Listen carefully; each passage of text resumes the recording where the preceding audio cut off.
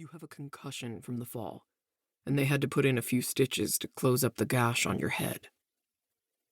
I attempt to tug my hand from his grasp so I can check for myself, but his unbreakable grip stops me before I can even try.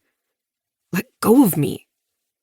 His mouth folds down into a straight line, and he slowly relaxes his grip before taking a step back. Just like Drew, he's great at painting an illusion. Though his features may convey a calmness, his body language speaks otherwise. His tense posture is tight, as if he might leap back and grab me the second I twitch the wrong way. How's your head feel? I nod once, but the action is painful, so I become as still as a statue.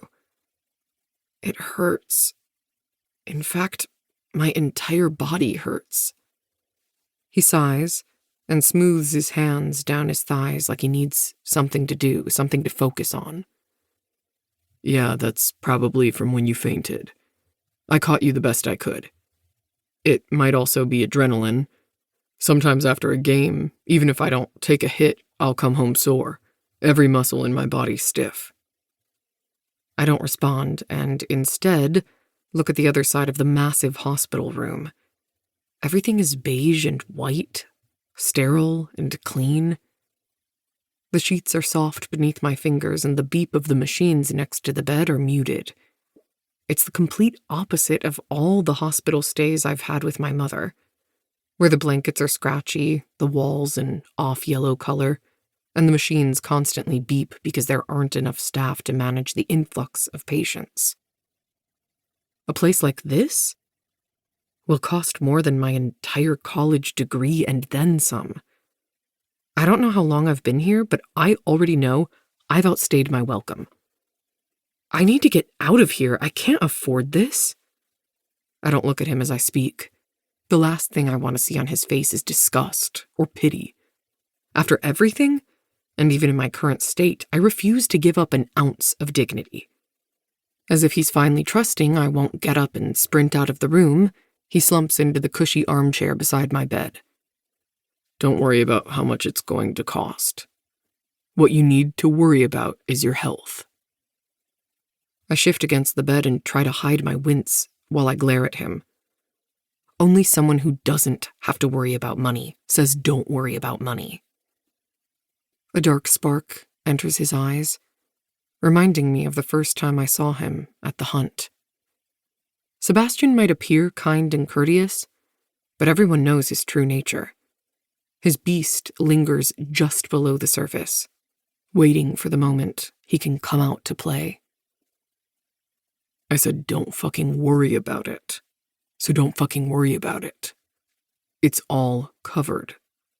You're not alone anymore, Belle. My jaw aches as I grit my teeth, and I narrow my eyes at him to make sure he sees the anger, the pain, all of it. I want him to know what it's like to have your still-beating heart ripped out of your chest. I'm not alone. I have my... A sob rips from my throat, and the pain of the words gouges me, a never-ending wound that refuses to stop bleeding. I clench my jaw tightly and stare up at the ceiling while blinking back tears. I have my mom. Yeah, I might be poor, but I was never alone. I have the one thing that no amount of money could ever buy. Love. Silence surrounds me, and after a few seconds I risk glancing at him, even as hot tears slip down my cheeks. There's a crinkle in his brow as he stares at the wall, and it hits me all over again. My mother is gone. Gone. For good. But I'm not the only one who lost her. Damn it. Shit.